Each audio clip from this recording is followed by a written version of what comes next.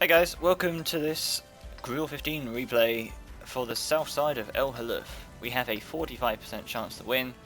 They've got a blue player in a 215B, a blue player in an STI, and a blue player in a Centurion 7. I'm the only remarkable player on my team, so I'm going to have to carry this one if I expect a victory, or at least a good result. Or if not, at least get a good damage result. So I'm going to run up to this position. So I'll run up to this position here because this Grille has good speed and 8 degrees of gun depression. It can poke out, fire, and get back against any enemies on this side that poke this. And of course, you've got a 750 damage gun. Even if you take a hit, it's a good. Even if you take one hit from a medium up there, it's a good trade. Also, because of the 8 degrees of gun depression, you can fire from here at anything passing over here without getting without exposing anything more than your turret, and without having to crest the ridge like a lot of lower DPM, lower gun depression tanks have to do. The same works from the side park there. You can fire along here without exposing yourself too much, and poke and fire across here. It's symmetrical, this area. It works both ways. So I'm going to set up here. And see what I mean? I'm not exposing myself any more than I have to.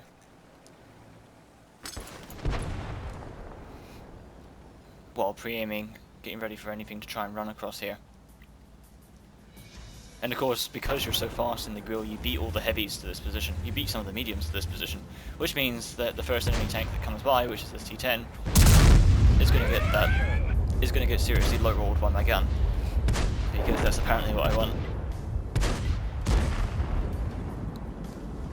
Shout out to this TVP for this match as well. He did a really good job. For some reason, although I wasn't actually aiming for tracks, for some reason all my shots this game, or most of my shots, actually blew off their tracks in the open. And every time it happened, that TVP was able to just dump a cliff and finish them off. So I'm going to poke on what's here.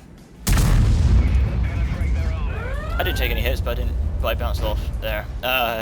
Admittedly, that STI I fired about as fast as he was spotted, so I didn't even realise an STI just fired. Can I reload before the C100 gets in cover? Yes, I can. It tracks him. And now the TVP could have started dumping, but the E100 dumped his repair kit on his track. STI is exposing himself there, but he's backing up, so there's no point in poking. Now I can poke. Get ready. Aim on his lower plate. He hit me, but as I said, 836 damage dealt for 452 taken. That is an amazing trade. I'll take that trade any day. So another great thing about the Grille is the fact that it can perform the role of a medium in a lot of cases. The next video I'll be recording, which will be an aggressive Melanovka game, you'll see that this Grille can perform the role of a medium very effectively. Because it's so fast backwards and forwards, it's very difficult to hit, and it can out-trade everything. Now, there you go. Look at those dead T10s just lined up next to each other, died in the same stupid way. I don't know why he thought he could cross there with a Grille and a TVP up in this position, but puppies will be puppies, I guess. But this thing can perform the role of a medium very effectively. It can out-trade any medium and any heavy, and that, except for E100, and that's what makes this thing so strong. And the E100, although it can't out-trade the E100 as a heavy, what it can do, but the E100 is probably going to miss, so it's low accuracy gun, it's a small target. Iron 7 just fired. I'm going to poke out and dump one into his lower plate. And this is how you want to be playing the Grille in a corner situation. So this E100 is here to take all the shots. They'll fire the E100, like the 62A just fired, the IS-7 just fired. I can poke out, hit the 62A, and then get back behind the E100. He misses. So I can get just back here and reload. That's the 62A and the IS-7 both fired again. Here was lower plate, and dead. So yeah, that is how you use the Grille in an offensive situation. You need to let them shoot at the allies, poke out, fire, and get back. And with your 750 damage gun, that damage will rack up very quickly. I didn't see what spotted me there. It might have been the Grille before you died. So I'm gonna wriggle with my terrible traverse speed just in case. I look at this RNG I get on this grill here, I feel so bad for this guy. Aim, half aim, I hit anyway. And he's aiming on me, I'm wriggling. He bounces off my ass. So now I'm going to reload before him, so all I have to do is get close. Just in case I low roll, don't run at him, and dead.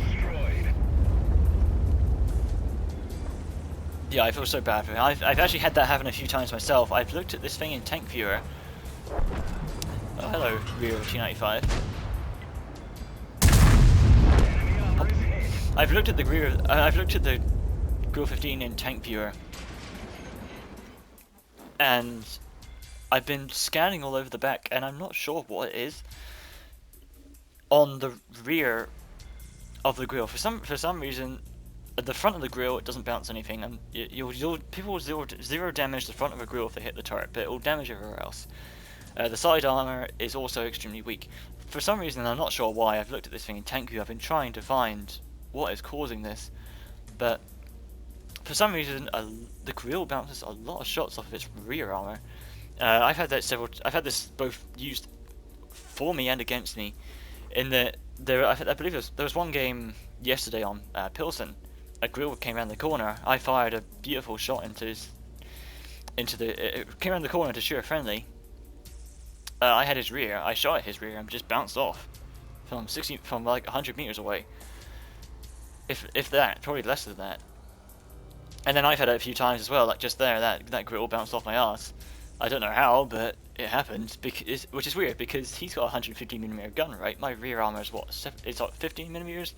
It makes me wonder if the overmatching mechanic in the game is actually doing its job correctly, because that should be an overmatch. Even at an extreme angle, 150 shell hitting a plate that is about 15-20mm thick should always go through, should not ricochet. But yeah, I've had it happen to myself and other times too. There's one notable example where I was sitting on the road. One of my first games on the grill. Didn't know how to play it properly. I was sitting on the road at the very southeast side of Nuremberg, and the little village was falling. So I decided to run away into the sea. I got spotted as I ran, and they started firing at me as I ran away. Bounce from a grill, bounce from a T62A, bounce from an IS-7, bounce from something else. I took all 4 shots that were all from tier 10 guns, including their grill. While I was running away on Nuremberg, all 4 of them bounced off the rear of my grill 15. So I don't know what it is on the rear. It does seem that this area here has no armor, but that should just be absorbed by tracks, because there's no hitbox on that, so they should just be absorbed by tracks, not a ricochet. This is armored. This is all armored. Yeah, I don't know why the grill is bouncing so many shots off its rear, because I bounce shots off the rear of grills so far. I've bounced a lot of shots off the rear of my grill. It's weird. It makes no sense. I'm not sure what's causing it. But yeah, I hope you enjoyed this replay, guys, and I will catch you next time.